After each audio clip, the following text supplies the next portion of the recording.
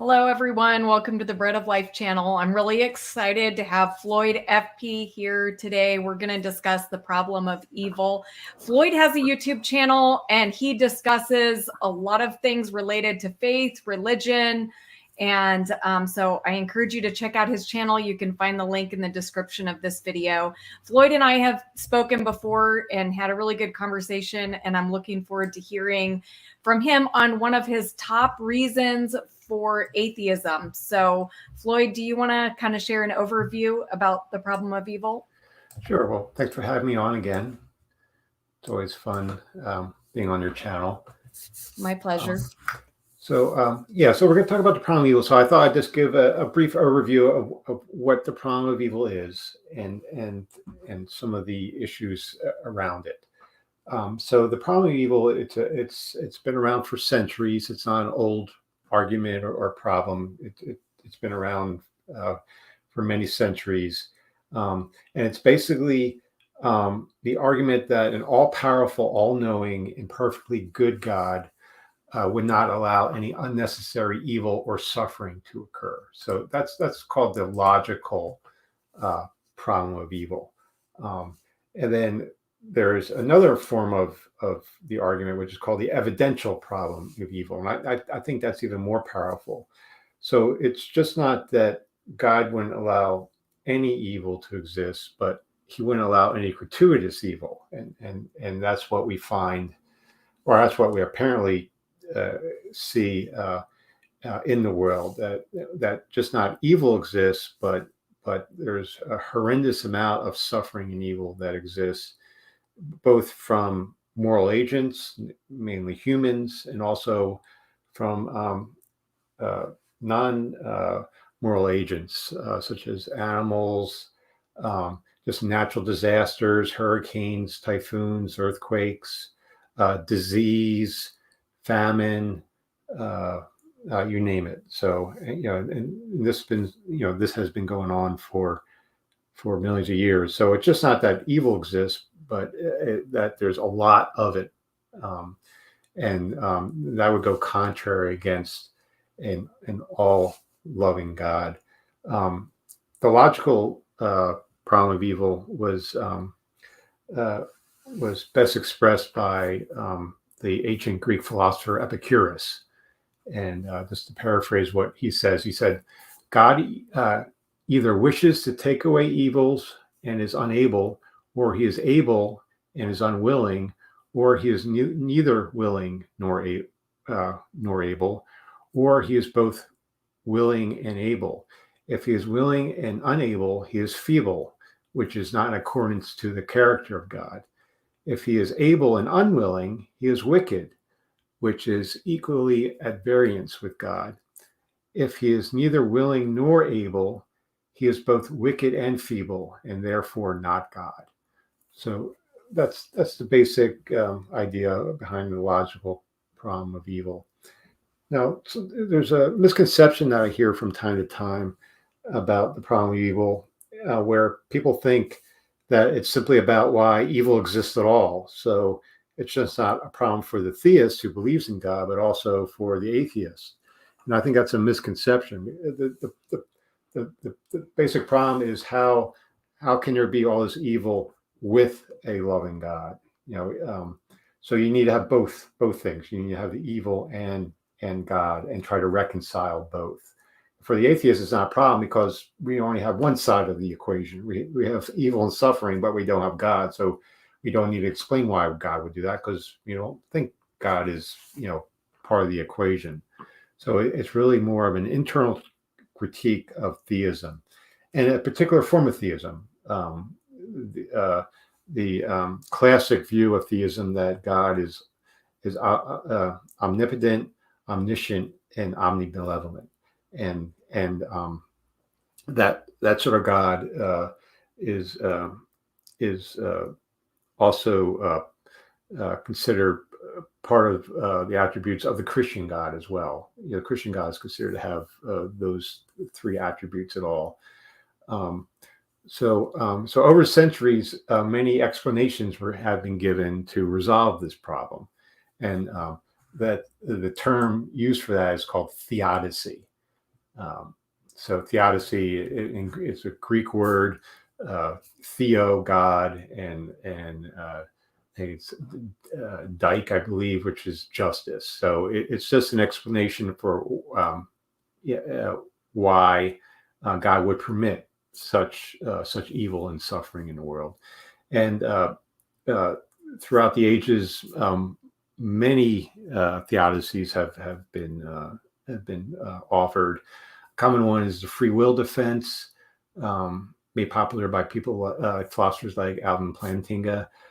There's other ones such as the character building, soul making theodicy, that through suffering it builds our character and so forth. Another one is this: we live in a fallen world. Another one is that God is punishing us for our sins. That's another one. There's been other explanations, like apocalyptic explanations, like the forces of evil are currently ruling the world. So that's why there's so much evil and suffering, and eventually God will intervene and make everything all right. And the latest trend is what's called skeptical theism. And that's kind of an odd term.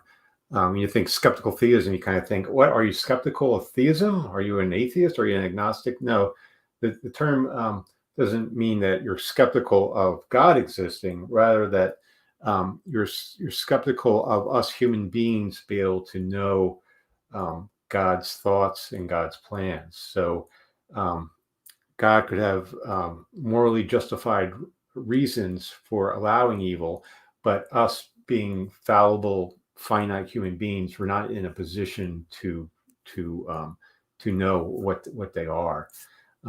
The common analogy given for skeptical theism is, imagine that your neighbor across the street opens his garage, and from your front door you look into his garage and you see no cars there. So from that you can determine, oh well, there's no cars in his garage because the garage door is open. I can see there's no cars. So you're in a position to know that there are no cars in your neighbor's garage. But what if I said, oh, there's no insects in my neighbor's garage from my vantage point? I'm not in a good position because insects are so small. They could be hidden behind the containers and all the other junk that people keep in their garage and so forth. So I'm not in a position to actually know whether there are insects or not in the garage, simply because I'm just simply too far away to know. And that's what a skeptical theist views with the explanations that God has for allowing evil in the world, that we're simply not in an epistemic position to know God's moral reasons for letting evil. So those are a few of the explanations given for the problem of evil. Okay, so do you find any of those explanations good, or like, do you just find flaws with all of those explanations? What makes this, such like an unsolvable problem? Yeah, I find shortcomings with all of them, and a lot of philosophers have written on all these theodicies. Like, for example, the free will defense, that's commonly used. The problem with the free will defense is, number one, it doesn't answer the problem of natural evils, and by evils I mean suffering, really. So the free will defense doesn't explain why there's earthquakes or disease or famine or hurricanes and typhoons and so forth. It doesn't answer that. And also, as far as an all-loving God valuing human free will, well, I don't think the Christian God really does that. I don't see where that's really in the Bible that much. We see, the God of the Bible is a God that intervenes on our behalf from time to time. And I think the idea of prioritizing free will over our well-being is evil in itself. If your child is running towards the street where he could be caught by the car, we're going to run over and stop him. We're not going to say, oh, well, we value our child's free will, so we're just going to let him run. No, we value his life over his free will. So, we intervene. So I would think, again, a loving God would do that as well. Um, Other things like the soul building theodicy, I always found that one very strange.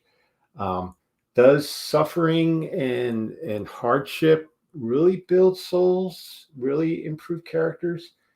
I don't think so. I mean, we've seen cases like when children are abused.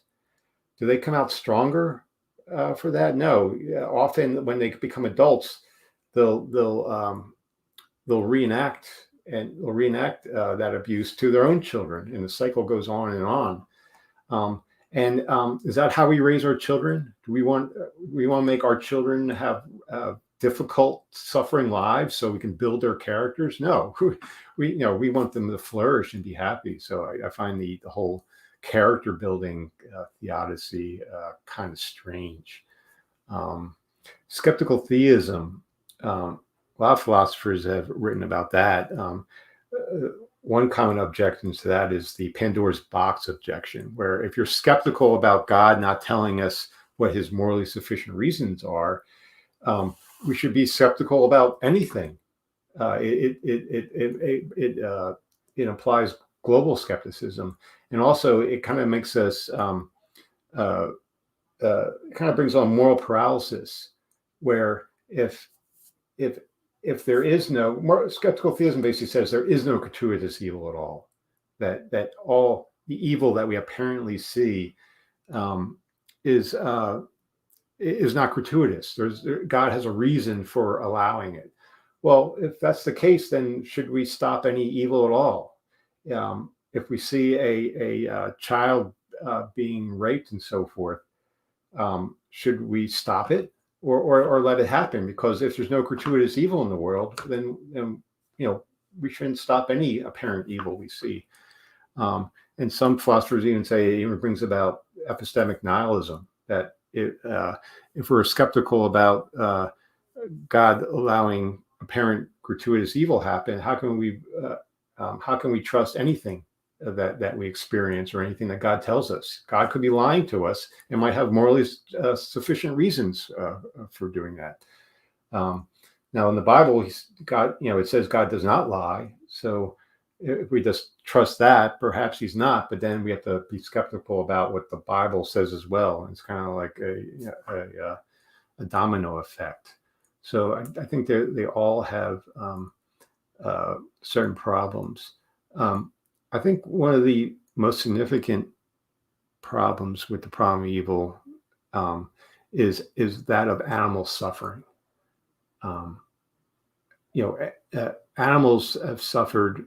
If you're an evolutionist like me and believe in an old Earth, animals have been suffering for millions and millions of years, even before humans came on the scene. And they evolved in a way where they prey on each other. Right now, animals are ripping apart other animals just to survive. Larger fish are swallowing smaller fish, whole to eat and so forth. So they developed that way. I would think if there was an all-loving God, he would have designed us where we don't have to pray, we don't have to eat other animals to survive. Why do we need to eat at all? Why did he have, does God have to eat? No. So, why do we have to eat? Well, why did he create us that we have to kill other life for us to survive? It seems kind of like a really, cruel way of organizing the world. So I think animal suffering is probably the strongest example I can give as far as the evidential problem of evil. So Cool. Well, I'd love to have a discussion about each one of these objections that you mentioned, because I do think I have responses to the issues that you're bringing up. And the first one you brought up is that the free will defense doesn't really deal with the problem of natural evil like earthquakes and hurricanes and that kind of thing. And I do understand that perspective, but I think it comes from an overemphasis on like things on like, or like a commitment to naturalism, where we see these processes in nature as simply natural. But in actuality, there's a spiritual component to even the things that happen in the world, like hurricanes and earthquakes. And I do think they are connected to human behavior. And so I don't hold God responsible for natural disasters. In the Bible, he told humanity to rule over the animals, the earth, to fill the earth and subdue it. And so I kind of think of humanity as the governors of God's creation, or at least the earth. And so our rebellion against God has actually affected the way that nature behaves. So nature is like an unruly child. If you have a parent that is not guiding the child, then you have a child that's acting up, throwing tantrums. And that's basically how I view nature.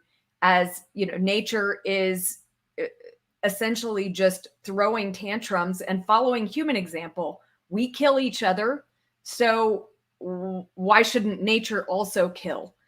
Nature is responding and reacting to the way that humans govern the world. And I think the biblical support for this, part of it comes from Romans chapter 8, where it says the creation waits in eager expectation for the children of God to be revealed. For the creation was subjected to frustration, not by its own choice, but by the will of the one who subjected it, in hope that the creation itself will be liberated from its bondage to decay and brought into the freedom and glory of the children of God. So while we tend to think of nature as like, okay, these are just, we don't tend to think of it in spiritual terms, but I believe the world is all spiritual. And so there is a spiritual component to what happens in nature. Well, do you think like the cause of earthquakes and I don't know, typhoons and hurricanes and so forth, is that God's punishment because we sin? God sends those things as a consequence, or do you think there's some sort of chain reaction where humans sin and I don't know, that creates bad karma or something, which I don't know, affects the atmosphere, which then affects the tectonic plates, which then causes earthquakes or something like that? Or, is it a direct cause of humans doing something, which represents like a chain reaction? Or is it God's punishment or God's action because of what humans have done? Yeah, I don't see it as God's punishment at all. I don't think God is punishing. I mean, he has done this in the past. I mean, there's clear in Exodus where God sends the plagues on Pharaoh and the land of Egypt. So there are times when God has used nature in that way. But what I believe now is that we are in an era of God's grace. God's grace has been poured out on all of humanity. And, God is in the process of reconciling the world to himself and not counting our sins against us. So I don't see God as bringing punishment through natural disasters. The way I understand it is how you explained it. The second thing you explained, where it's like human behavior causes reactions in nature. And I'm not saying like, oh, okay, if I sin today, there's going to be an earthquake. Now, I don't think it's like that direct correlation, like, this city was sinful and so an earthquake came upon it or something like that. No, I don't see it that way. I see it kind of in a global aspect, like a global, where like from the time that humans rebelled against God, nature has not had, a good example to follow. It hasn't had the guidance that God wanted it to have through us governing, even the animals and all the things that he made. And even at the beginning, and this is where I'll go to talking about, and maybe I'll save the animal suffering till the last, because that's, part of, because that might be my views might be a little controversial there, but, in as far as animals eating each other, in Genesis, God clearly says that his intention, he gave all the animals plants as food. He did not give the animals or humans animals as food. So, and I'll just read that for those who are not familiar with it. Then God said, I give you every seed-bearing plant on the face of the whole earth and every tree that has fruit with seed in it. They will be yours for food. And to all of the beasts of the earth and all the birds in the sky and all the creatures that move along the ground, everything that has the breath of life in it, I give every green plant for food. And it was so. So, things are not as right now, the state of the earth and the state of animal predation is not what God set up in the beginning. So you believe God meant us all to be vegetarian, even animals? And yes. Yeah, I know some people hold that. Then I guess after the flood, God, I think after the flood, God actually tells us that we can start eating meat and so forth. And but I guess I take it that you're a young Earth creationist too. Yes. Yeah, because that would make sense under young Earth creationism for sure.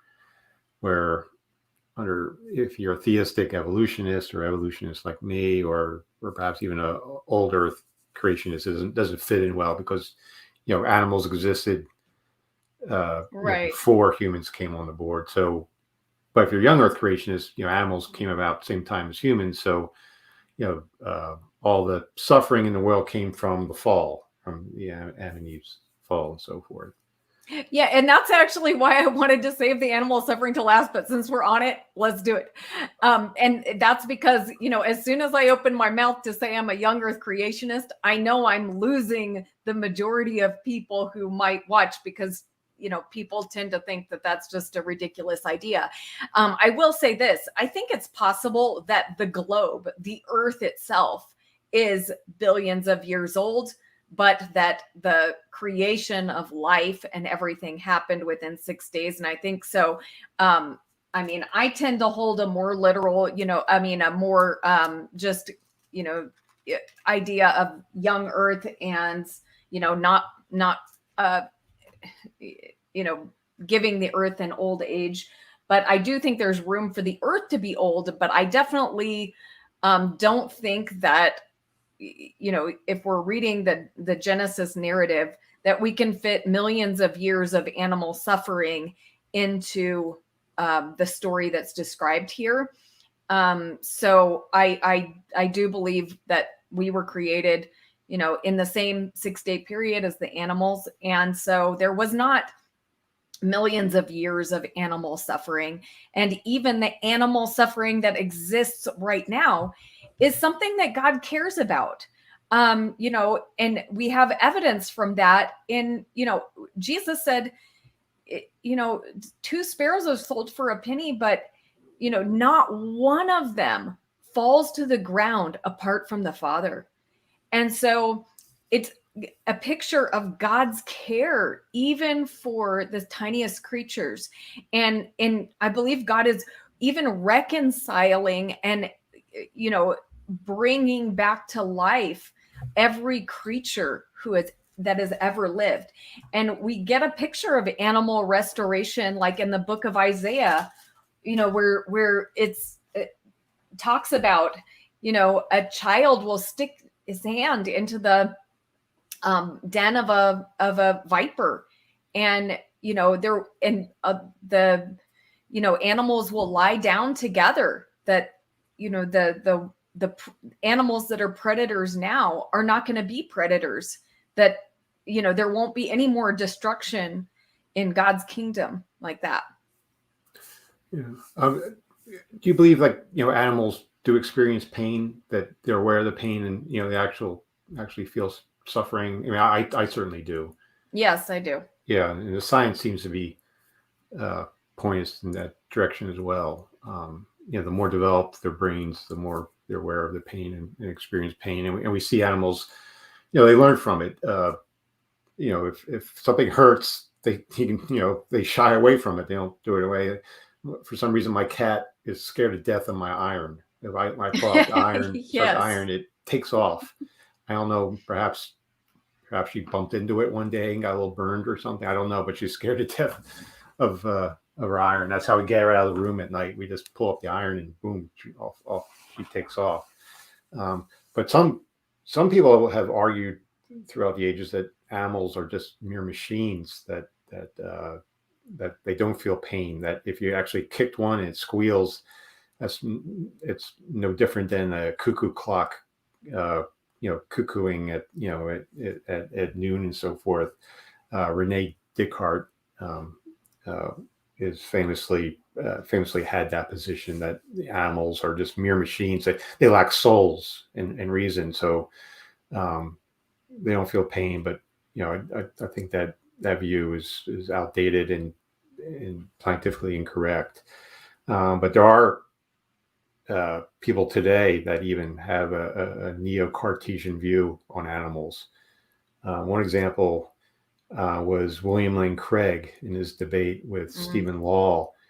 He brought out some book written by another Christian apologist, not a scientist, but a Christian apologist, claimed that animals didn't have this third order awareness of pain, but because they don't have a prefrontal cortex, and that ended up just being factually wrong. Yeah, William Lane Craig was just flat out wrong about that.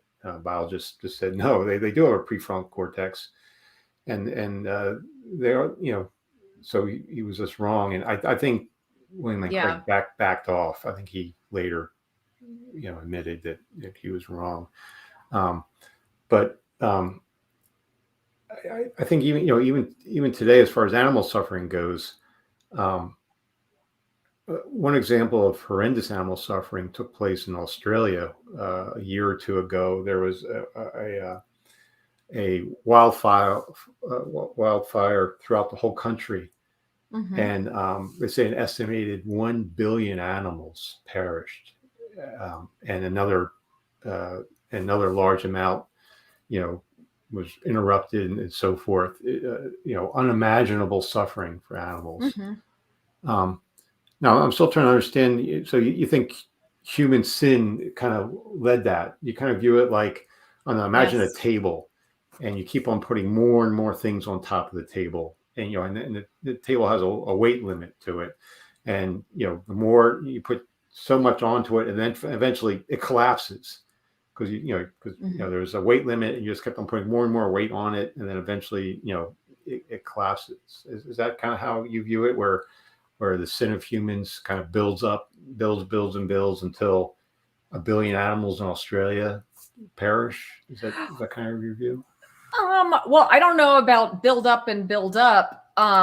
It's more just that I'm not surprised when horrible things happen in nature, because I believe that all of nature has been affected by human rebellion against God and our failure to be good governors of the earth. And so, I don't necessarily think it's because, last year humans really sinned a lot and therefore 1 billion animals died. It's not, we've always been sinning, right?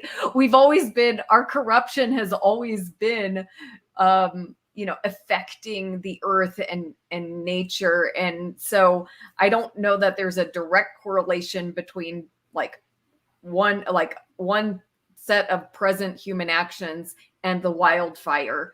It's just that nature is completely out of control because of the way that humans have behaved. And even, like I said, I believe that animals were all meant to be plant eaters. God didn't give them each other as food. He gave them every living thing that had the breath of life. He gave green plants and things for food. Now, but what have humans done? We started killing each other. Cain killed Abel. You've got, and then you've got a continuation of violence, even leading up to the flood. There was huge amounts of violence. And so I do think that had an impact on the animals, and animals became predators. And so, and then, so. Well, I mean, do you think God has some sort of plan in that, though? I mean, wouldn't God have designed it that way? Why would human sins affect animals? Why would God make that connection? I mean, Yeah. Well, I think it's because, and this is not an argument that I hear very often. I feel like the focus is often on free will, but I think there's more to it than that. God didn't just give us free will. He also gave us great responsibility. And so, God gave us responsibility to care for the animals. He, in Psalms, it says, the highest heaven belongs to the Lord, but the earth he has given to mankind. And so he gave us responsibility, and he doesn't yank it back every time we abuse it. And I think that is why, prayer has power here, because God doesn't just seize control of every situation when things go wrong. He waits to be invited into situations. That is why prayer is important, is because we are actually asking God to intervene. And so, when we don't ask God to intervene, he is, he is not seizing control of situations. And so, he has given us that responsibility. And some people are like, well, that's too big of a responsibility. You mentioned, well, if my kid is going out into the street, I don't just let him run out into the street. No, not when they're a child, right? But you don't continue to follow your child around after the age of 18 and make sure they cross the street properly, right? So, the way I consider it is like, and they wouldn't be happy with you if you did that. And so the way that I think of it is that God isn't treating us as children incapable of caring for themselves. He has given us real responsibility. He's given us real power, incredible power. And I think people underestimate the incredible amount of power that God entrusted to every human being. And so, I compare it, I made a video about this, like I compare it to like when I took my kids, to go on the bumper cars when they were little. Man, they were just having a great time, and they could make any decision. It didn't matter what they did with that car. It was completely safe. Right. And some people want God to have made a bumper car world where like any decision we make will just, it's equal. It doesn't matter. There's no danger involved. And so, it's like, why didn't God make this bumper car world where, hey, none of our decisions really, matter one way or the other? Well, I did not trust my kids, right? When they were small, I wouldn't have trusted them with a real car and real responsibility and real power, real danger. I entrusted them. I did not really trust them, which is why I put them in a bumper car, right? And so, because their decisions, they were not, I didn't need to trust them. Now, they might have appreciated the bumper cars when they were small, but if I take my kids to do bumper cars right now, they're not going to like that. My son, he just got his driver's license, and he doesn't want to use that to drive a bumper car. He wants me to entrust him with real responsibility, real power. And I've done that, right? I'm letting him go out. Right now, he could take that car and he could ruin somebody else's life, right? He could drink and drive. He could, destroy lives. He could do any number of terrible things with the power that I've given him. But I'm choosing to trust him with that power. And I think it's important that he has that level of power and responsibility. I want him to have that. And that's the way that God has treated us. He didn't treat us like little children who couldn't be trusted and that, and give us fake power. Like, he didn't give us fake power. He gave us real power. And our choices really matter. And so I think God has given us a level of dignity that, like, some people just want to throw it away, and they'd say, well, I'd prefer the bumper car world. Well, you know what? I'm glad that God gave us the dignity and the power and the responsibility. And I honestly don't think, for the type of beings that God created us to be, that we would have appreciated, the bumper car world. Well, I mean, don't humans, aren't humans trying to design a bumper car world, though? I mean, I think that's a good example. Look at cars today compared to cars in, let's say, the 1950s. Cars today, they have airbags, they have backup cameras when you go in reverse. I mean, they're great. I love them. We just bought a new car, and if you take your eyes off the road, it beeps at you. Wow. And this is all new features of the new cars. It even if you pass the lane, if you go on the lane, it beeps at you. There's all these features, for our safety, and we have new laws. In the 50s, you didn't have to wear seatbelts. I remember, I forget when the law came about. I'm not sure, it was the 70s or 80s and so forth. You had to wear a seatbelt, and if, like, a cop pulled you over and you weren't wearing your seatbelt, that would be an extra fine on top of that. And I remember when that first went out, I didn't wear a seatbelt. My dad never wore a seatbelt and so forth. But then the law came about, and then you slowly started to wear them. And I remember, you go to the doctor's office, and your doctor would ask you if you wore your seatbelt, and my first answer was, yeah, some of the time I do.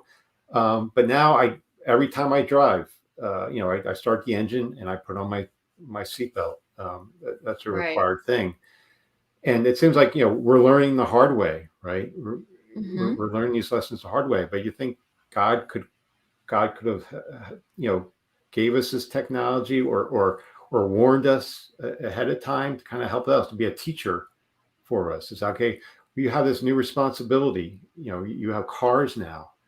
Okay, there's all these new dangers on top of that now. Here are some guidelines. Here's technology and so forth to make it better. But God never does that. We have to over years and years of trial and error and great suffering and so forth.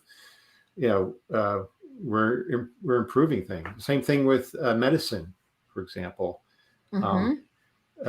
Medicine keeps on improving now for heart disease and cancer and stuff like that. Well, God could give us the cure for cancer if he wanted to. He could take it away himself, but no. We have to do the human effort to do that. We have a family friend.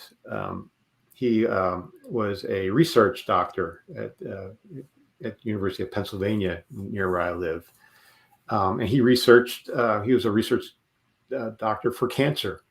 He researched cures for cancer and so forth. And at 52, he died. And what did he die of? He died of cancer. And then his wife died 2 years later. cancer as well. So now their kids are orphans now. And God could just step in and give us the cure, but we have to do hard work, and we still have a long way to go and so forth. But I think it's this abductive reasoning. What makes more sense, that there's a God that's kind of revealing little things over decades and decades of how we can cure cancer, or is there no God at all, and we're just on our own, and we have to figure out how to overcome that. And that's not only just with disease, but also what we're doing to the environment and our nutrition, and how much we exercise and how much sleep we get and how much stress we're putting on our bodies, and all those things. We have to figure out all that. And that seems to be, we seem to have better results with that than, I guess, praying and so forth. Maybe praying will help us settle down a little so we can focus on those things, perhaps. But I don't know. It seems like God could help us, give us the answer more, Yeah. Well, I do think that God reveals things to people. Yeah, he doesn't, give us all the cures immediately, but I do think when people align themselves with God, that God and ask God to intervene, God does heal cancer miraculously. And I would say, and I just want to say, like, as I kind of go into this aspect of it, that as a Christian, I deal with the problem of evil on a regular basis. And I think I actually have a harder time with it than, people who don't believe in God. Because, I mean, like you said, you can just kind of say, well, or God doesn't exist, and then you don't really have to deal with the problem of evil. But if you believe and, in this loving creator, as I do, and in addition to that, I believe he's a creator who intervenes when we ask him to. Actually, the problem of evil becomes extremely difficult on a daily basis, because, of course, there are people that I ask God to intervene for, and I don't see the immediate effect. I've had, people in my life die of cancer. I've had, I've prayed for people in difficult situations and not seen God intervene in the way I want him to. And that's really, really hard. And I don't have the answer to that. So the problem of evil is something that I deal with constantly. And especially when I've seen God do miracles. And so when I see God do a miracle in one scenario and I'm like, yay, excited. And then the next week I pray for someone and I don't understand why that person doesn't get miraculously healed. That is very difficult to deal with. It's probably one of the most difficult things I've dealt with in faith. And it's just, it's an ongoing battle. But with regard to, like, well, why doesn't God just solve cancer? Well, or why didn't God, tell us, warn us in advance or something? I think, what is the problem of cancer boiled down to? It's related to the problem of death, right? We don't want people to die. And God did give a warning in the beginning. He warned Adam and Eve not to eat from this tree. And if they ate from the tree, they would die. And so all of humanity has been experiencing this death in various ways. So cancer is just one of the many ways that we're experiencing the fruit of our rebellion. But God has already provided a solution. So God has provided a solution for cancer. It's Jesus Christ. Jesus Christ is the solution for cancer and for every other thing that could possibly kill a human being or cause us to die. For every animal that dies, Jesus Christ is God's solution for that. And so, God has provided more than a seatbelt, because a seatbelt doesn't always save, but Jesus Christ always does save. And so those who are trusting in him, everyone is alive to God. So that doctor didn't die of cancer, because Jesus Christ is, alive and is bringing life to people who have had cancer. Well, I guess that's why I have trouble with, because that's what I'm not experiencing. I'm not seeing that. I think that was when we first talked. That was on my list of uh, what would convince me to be a Christian. If Christians were thriving more than non-Christians, if we saw Christians overcoming cancer at a greater percentage than non-Christians, then I think people would look at that, saying, hey, and also, I think a good evidence for Christianity would be, a good test for Christianity would be that becoming a Christian would reverse the effects of the fall. That there'd be no more thorns and thistles in your yard, in the Christian, in the Christian's garden. That Christian mothers would not have painful childbirth. And all the effects of the fall would be reversed. But I don't think we see that at all. I think it's in Ecclesiastes. It says, rain falls on both the wicked and the righteous. And I think, and that's what we see. Hardships as well as good fortune are occurring to both. So I simply I simply don't see that in general revelation, which is natural revelation in the world that we experience. We read on Psalm 145, 8-9. It says, "The Lord is gracious and merciful, slow to anger and abounding in steadfast love.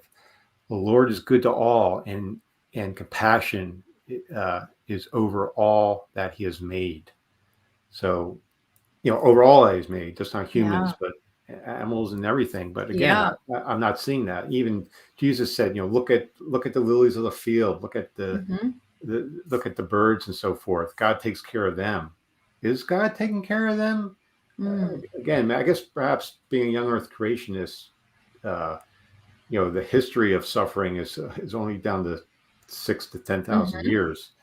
But if you believe in the old Earth, we see, we see a lot of suffering and so forth. So it's hard to reconcile Psalm 145 with what we experience.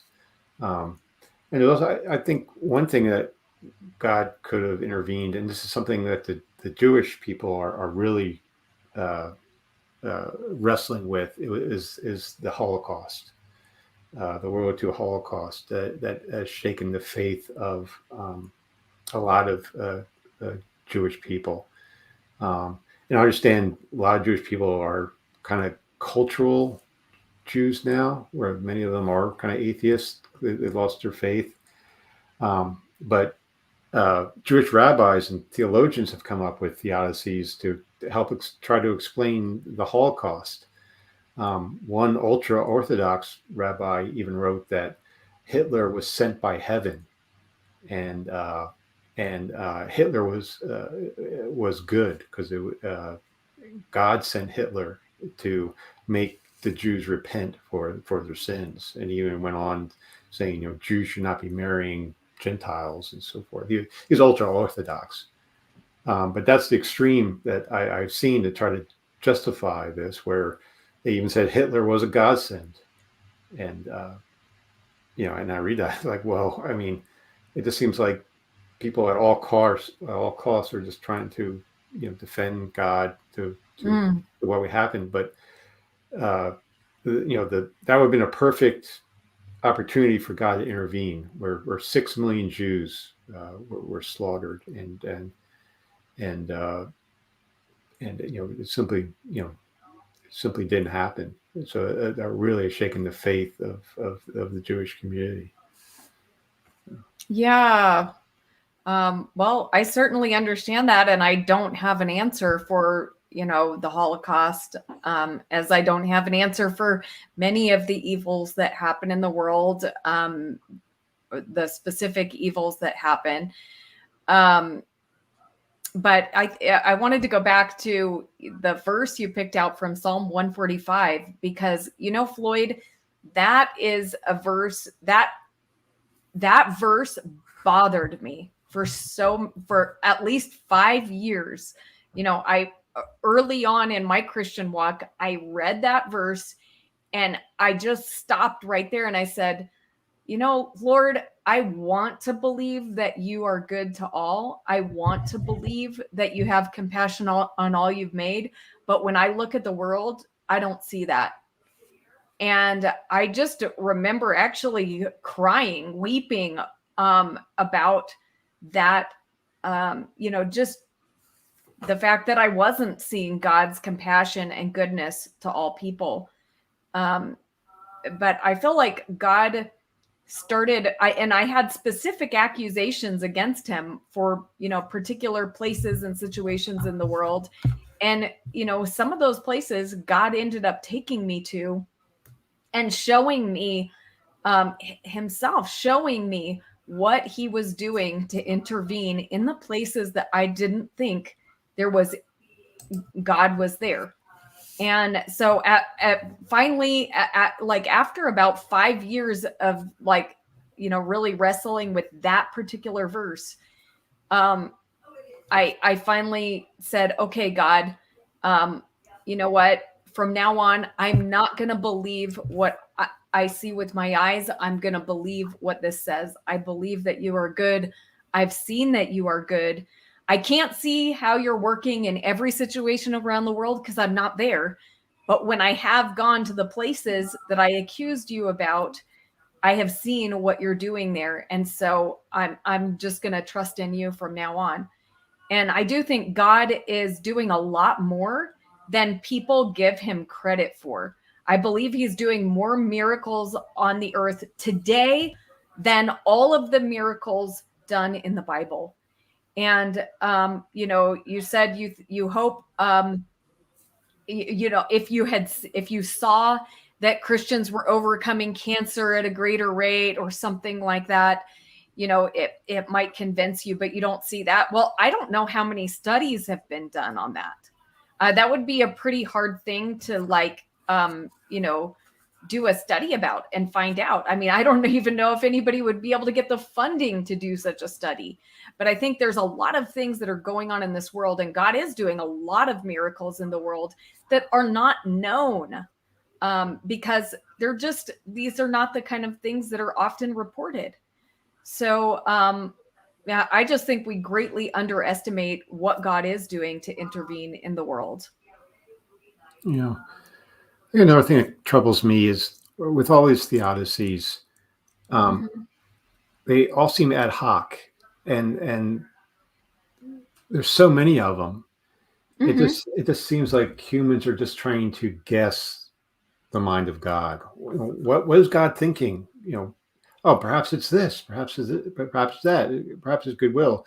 As far as animal suffering, there's many different viewpoints to one I mentioned before, that animals don't feel pain, that they don't suffer, which I think is nonsense. To another theology is, God will make it up to animals, and animals go to heaven too. Some people hold that position as well. Yeah, I do. They've even taken apart God's attributes to justify that. Again, the three attributes are omnipotent, which is all powerful; omniscient, which is all knowing; and omnibenevolent, which is all loving, all good. And different theologians have reduced those attributes. For example, omniscience. There's a position called open theism. Yeah. Where they say God doesn't necessarily know what the future is going to be. He doesn't know the actions of the free will agents and so forth. So you have open theism, which limits God's omniscience. You have process theology, which limits God's power. And then you have a view that God is more hands off. It seems like you kind of mentioned that, where God just kind of lets, like a deistic God, where God omnibenevolence only goes so far. He limits that as well. So like all three attributes have been reduced to kind of deal with this problem, as well as, the other side, which we talked about, is, reasons why God has all those attributes, but he has other reasons for allowing suffering and evil and so forth. But it just seems to be all over the board. And I think I think if to settle the matter, if it is the case, it needs to be revealed by God. God needs to tell us. And I think that's another argument I have against skeptical theism, that, skeptical theism is God has morally sufficient reasons, but we're not in a position to know what they are. So we're skeptical, just like I said, if I looked into the garage across the street and I said there's no insects there, you would be skeptical of me, because, it's like, how would you know, Floyd? You're across the street. You can't see insects on the ground across from there. But God could tell us. God could reveal us the reasons and so forth. And this way, God could reveal the cure for cancers and things like that. So, all these theodicies are just humans trying to read the mind of God, and it's humans just stumbling and so forth. So that's why I'm kind of discouraged by all these theodicies. It's just human guessing. The real if there is a real answer, God needs to tell us. God needs to reveal it to us, and humans, us humans, we need all the help we can get. If there's an all-powerful, all-loving God who can help us, I want that help. Life can be difficult. I think both of us are kind of fortunate. We live in nice homes. We're able to feed our families. We're able to enjoy life for the most part. But we have hardships as well. But it's nothing compared to a child in Africa starving to death, or a fawn that's dying slowly from a wildlife fire, only to end up dying. God could help them, could help them, and we don't even know about it. Something that us Westerners, many aren't aware of, is I'm a meat eater, and I've seen some documentaries of what happens in the slaughterhouses, of how cows are killed, and how chickens are killed and so forth, and we don't see that. We just go to the supermarket, and all the meat is laid out nicely, all butchered for you, and we just take it home. We didn't have to kill those animals, so forth. I think hunters who actually go out and shoot the animals, so forth, have more courage than I do to be able to do that. But again, is it necessary? In a naturalistic world, it makes sense. But in a theistic world, if God actually cared about all that He has made, according to Psalm 145, I find that difficult. Another thing that's discouraging. A pig is called pork, a cow is called beef. I guess a chicken is called poultry, and so forth. By giving them names, they're no longer sentient beings; they're just food products. We give them different names, so we don't. A deer is called venison.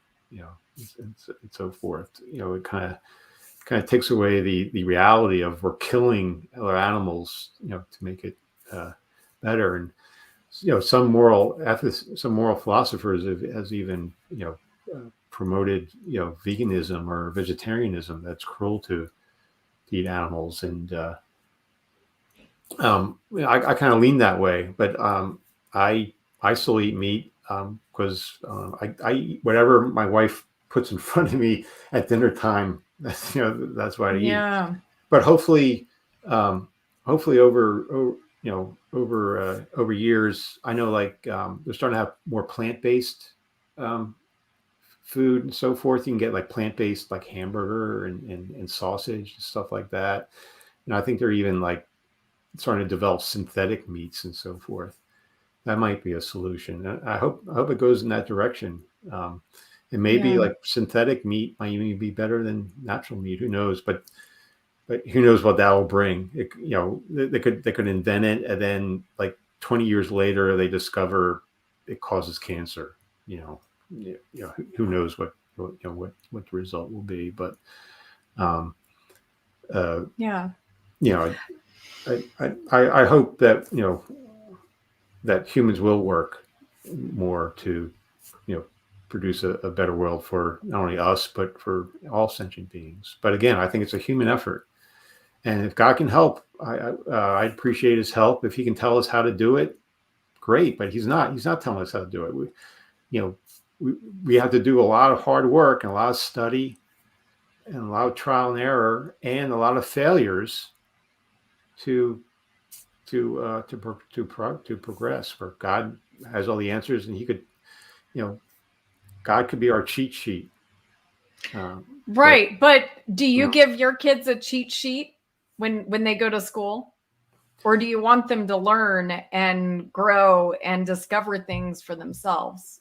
Yeah, I want them to learn. I certainly don't want them to cheat, but I'll make sure my daughter has a good computer, that she has, that she's able to buy the books, Right. that she's able to have tutors if she needs, extra help and so forth. I don't let her stumble, and I provide her all the help that I can offer her. One thing I don't do is make her life more difficult.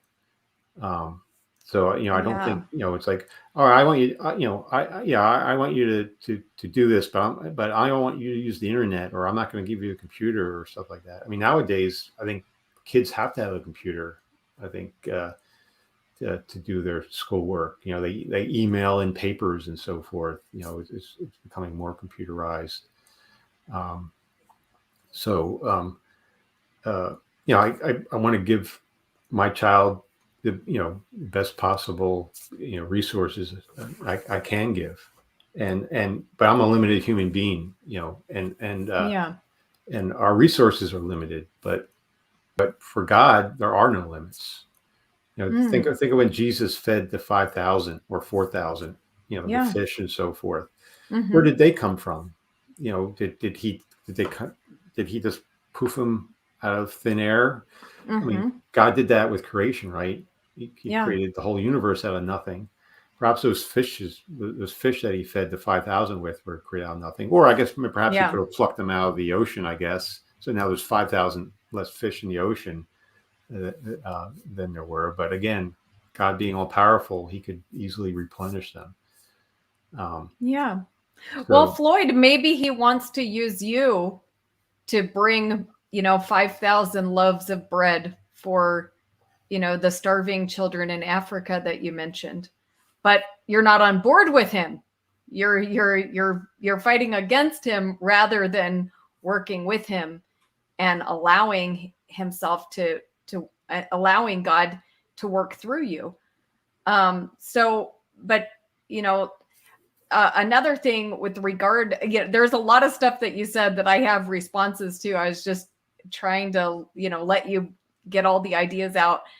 But with regard to those who are suffering terribly, like you mentioned, starving people, let's talk about some other horrible things. Women getting raped by ISIS repeatedly, just the most horrible things that you can imagine happening in the world. I think one important testimony to take into account is the sufferers themselves, because what I've noticed is a lot of people who have trouble with the problem of evil are people who haven't really experienced that much of it. More of, people with lives like yours and mine, where maybe we've experienced some troubles, but we haven't experienced the worst evils that humanity has to offer. And so, I mean, I can only offer anecdotal evidence, but I've known some people who have suffered very greatly.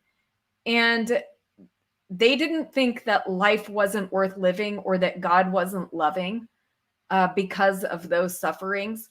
So if the sufferers themselves are still able to give God glory and say what God has done is worth it, the life, the beauty, the goodness, the hope that we have in God is worth that suffering, then I don't know if our testimony as non-sufferers is very weighty. Well, the fortunate thing is probably those sufferers are experienced like better now, so they're overcome with that. But what did they really learn from the suffering? Was it really necessary? Do they have better characters for it now, or are they just relieved that it's over with?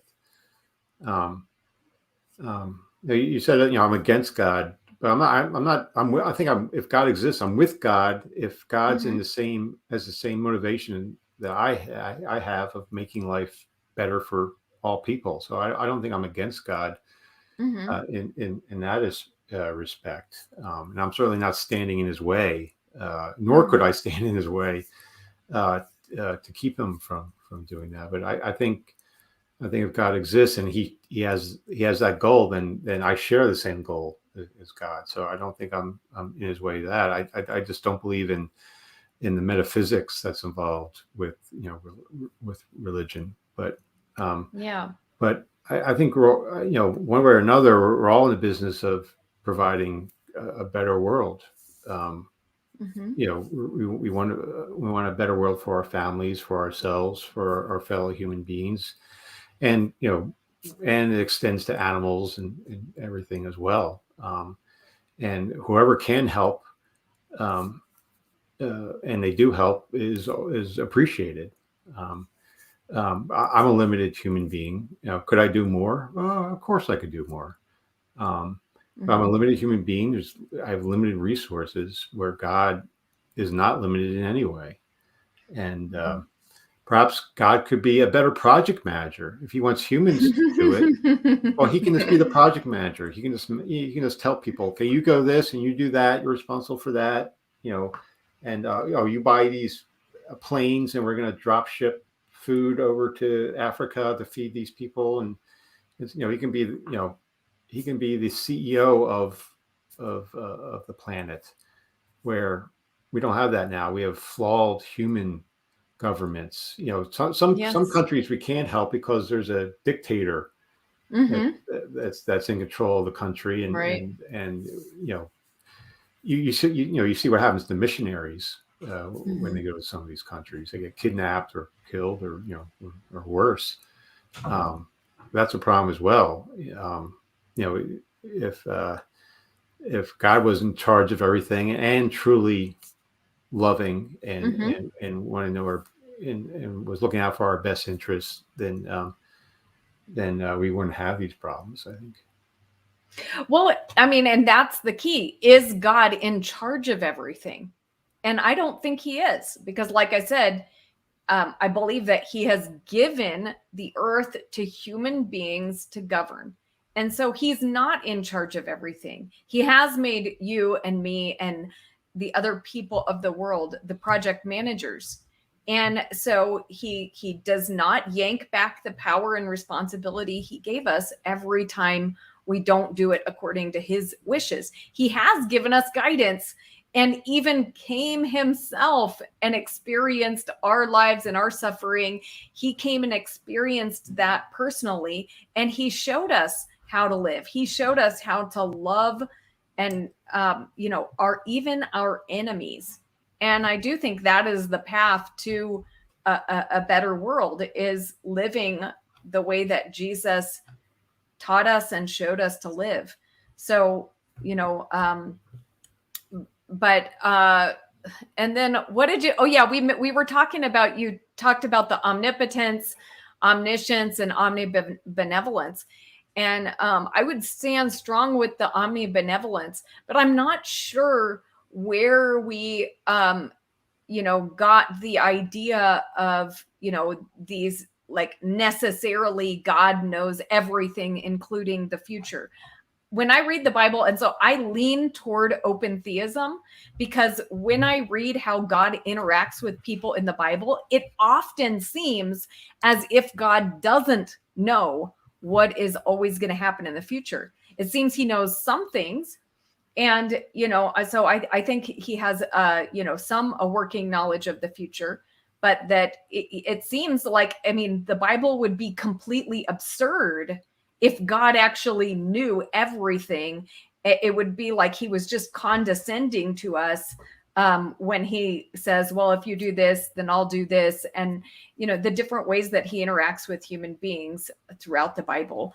So I definitely lean toward open theism. And that's not, that is just from the way that I experience God when I read the Bible. But with the omnipotence, having the power to do something, well, God has chosen to use his power to set up the world as it is. And, we may not like the way he's set it up, but he has set it up in such a way that he doesn't have all the power. Yeah, if he really wanted to, sure, he could yank back all the power he gave us and just take complete control. But God has actually set up the world where other beings beside himself have power. So his power is limited. And so he could ultimately be omnipotent if he wanted to be, but he isn't using that power to be omnipotent. He has given you real power and me real power and a bunch of other beings real power, including spiritual beings. And they affect the way that things happen in the world. And that's one aspect that we haven't even mentioned, but you did mention it. I really liked, you gave a really good summary of different theodicies, and you included one that I actually think that all of the ones that you mentioned have some truth in them. But I like that you mentioned the warfare one, because we are in, this world is a battle zone. There are spiritual beings that are working for evil. And so we have to be aware of that as, we're experiencing suffering and evil, that it's not all about what God is doing. God does intervene, but there are other spiritual beings with real power that also do things. Okay. I think that's everything I have. I'm sure there's a lot of writings on the problem of evil that people could read. I don't have any books in mind to kind of from Christians who support it, but I'm sure there's plenty of books. I mean, like C.S. Lewis wrote a book dealing with that. But if you want to learn, if you want to read some books on my side of the fence, so to speak, Bart Ehrman wrote a book called God's Problem, which deals with the problem of evil, and that's the reason he gives why he's an atheist now. Bart Ehrman was a evangelical fundamentalist Christian who, over time,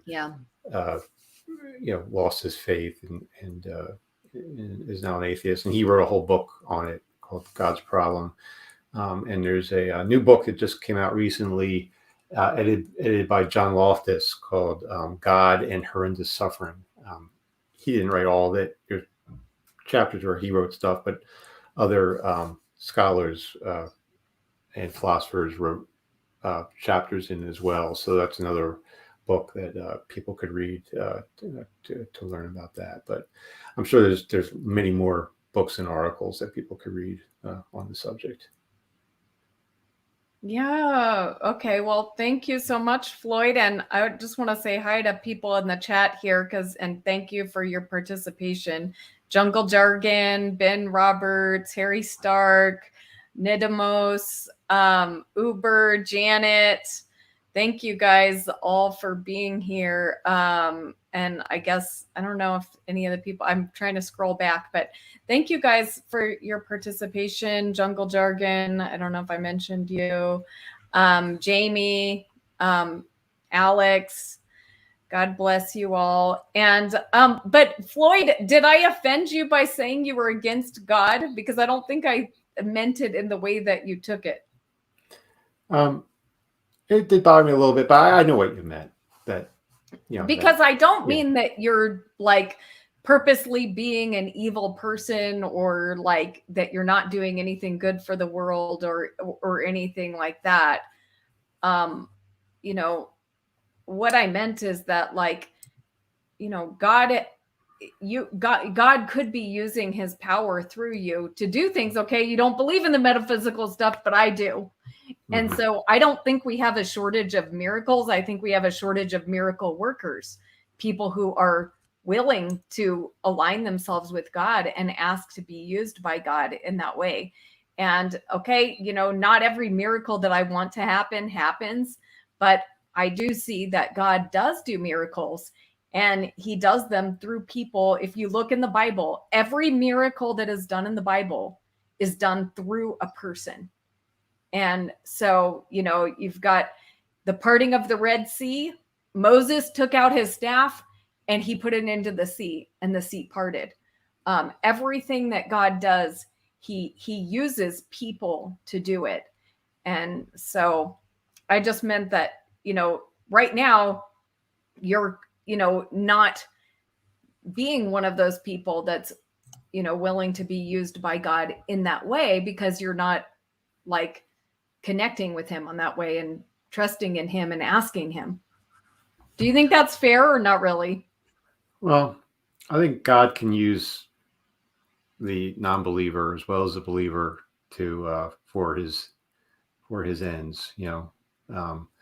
Particularly if if you're a Calvinist, God's in control of everything. So he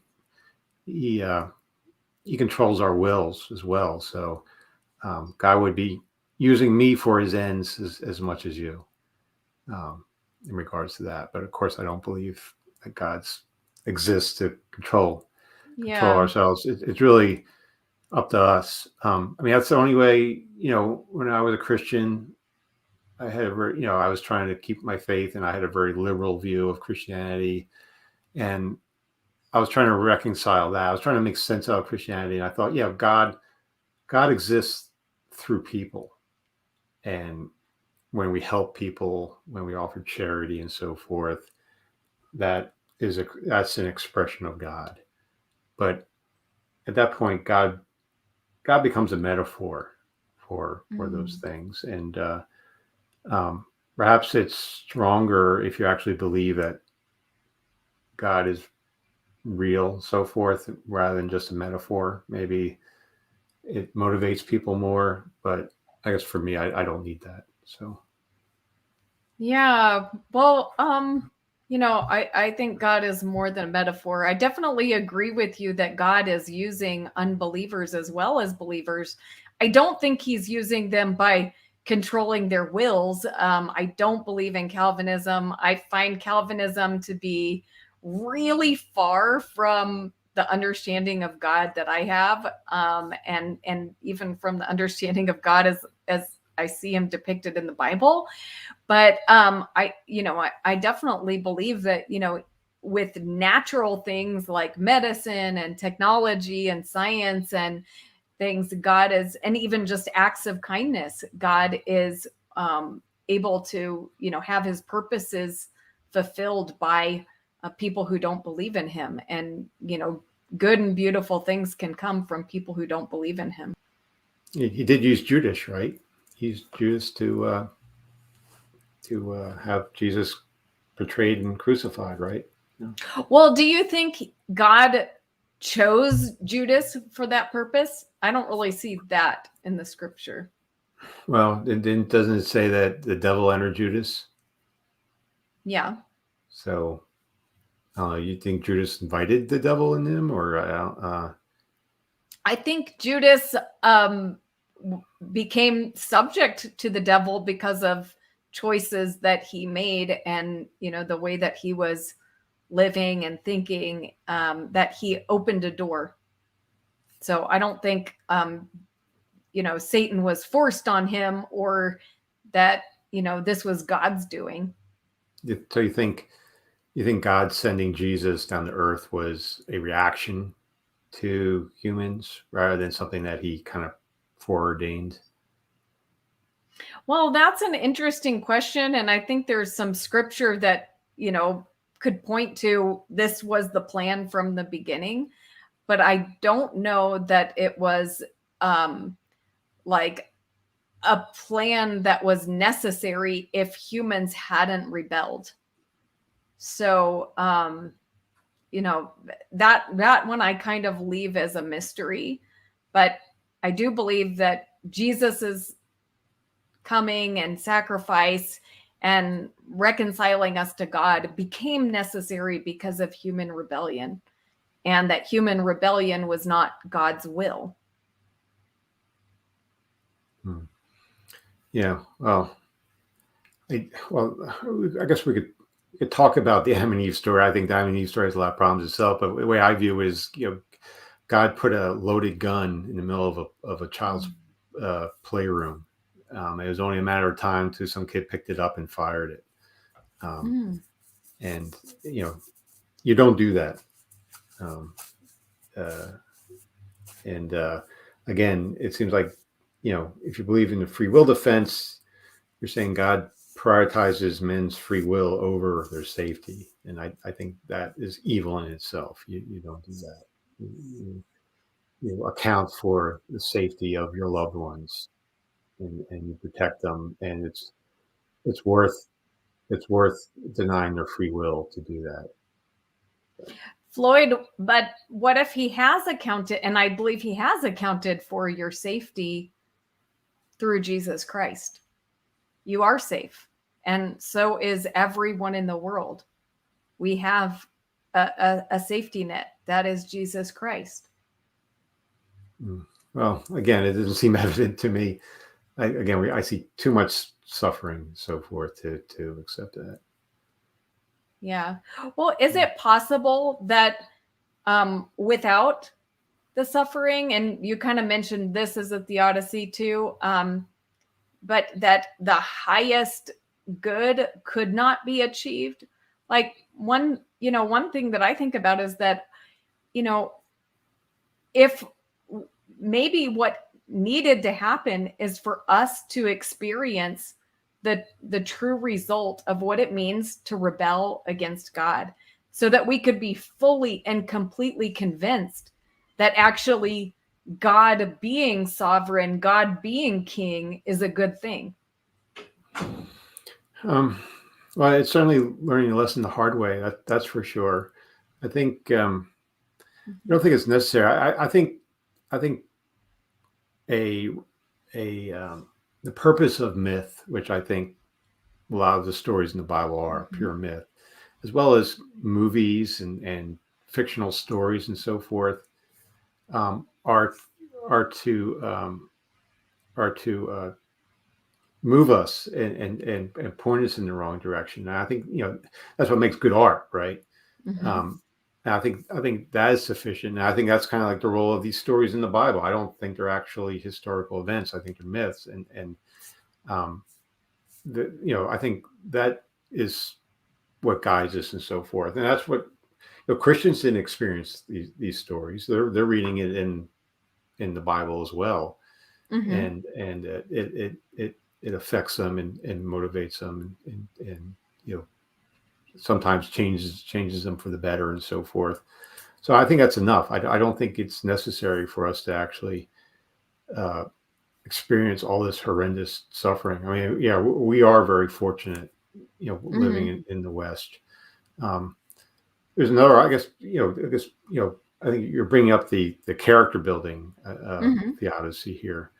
A typical response to that is that the character building seems to be disproportional over humanity. It seems like minorities and women and so forth are getting a lot more character building experience than like a Western white male is experience.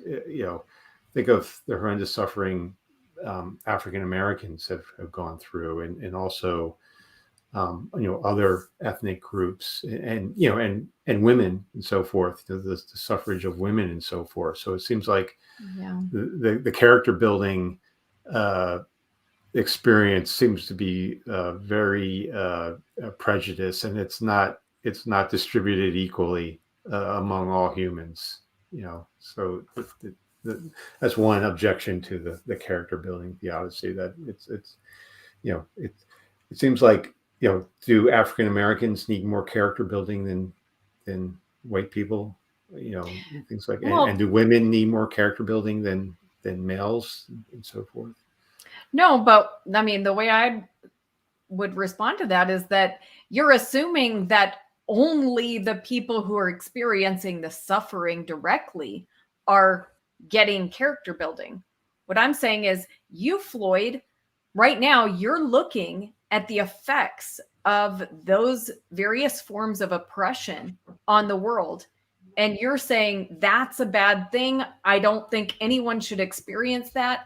And that is contributing to your character building. And so, like, maybe we're not all getting, the equivalent amount of suffering, but, if we look at the words of Jesus and the promises that he makes much better promises to those who have suffered. He says, blessed are you who are poor. Yours is the kingdom of God. Blessed are you who have been hungry. You will be filled. Blessed are you who mourn, for you will be comforted. So, although some people may have experienced more suffering, they have a promise from God that they are going to experience great blessing. So in that way, count yourself poor in that you haven't experienced those things. And so, I mean, I take Jesus's words seriously. I believe that God is in the process of restoring all things, making all things just, and rewarding those who have suffered. So, and yeah, so what do you think about that? Well, he's taking his sweet time to accomplish that. It's been 2,000 years since he's been on this planet, and I think things are slowly getting better. But again, with each generation passes, if improvement doesn't happen over a generation, then that generation is done and over with. So, it seems like we're repeating some of the same mistakes over and over again. And I don't know. It seems like, for this the Sermon on the Mount, the Beatitudes, and so forth, sounds great, but doesn't that only apply to believers, to those who accept Jesus as Lord and Savior, and believes on all those Christian metaphysics? I don't. Can that be applied to everyone, unless you're a universalist? I'm not a universalist. I do think there are some good, arguments for universalism, but I also think there's quite a bit of strong biblical evidence that the wicked will be destroyed.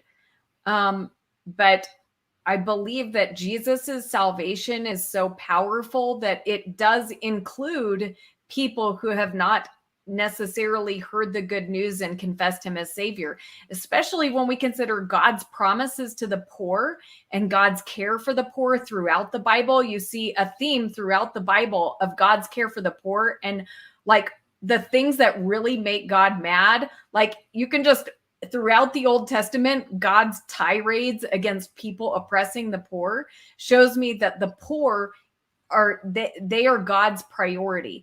And if I consider that most of the people who have ever lived, right, who have not heard the gospel are, some of the poorest people who ever live, I believe that God's promises for them are still good, that Jesus's salvation is able to extend to them because his salvation is more powerful than Adam and Eve's sin.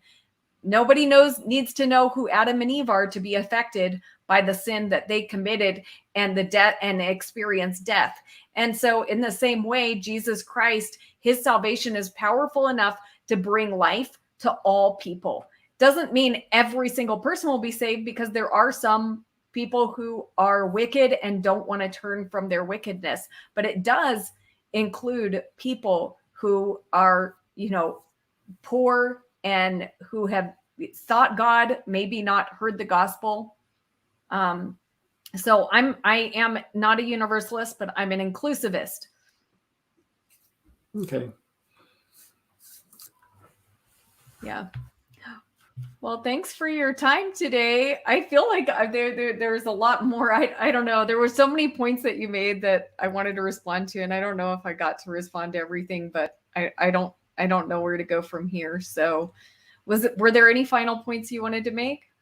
No, I don't think so. We've gone an hour and a half, so I think that's pretty good. Okay.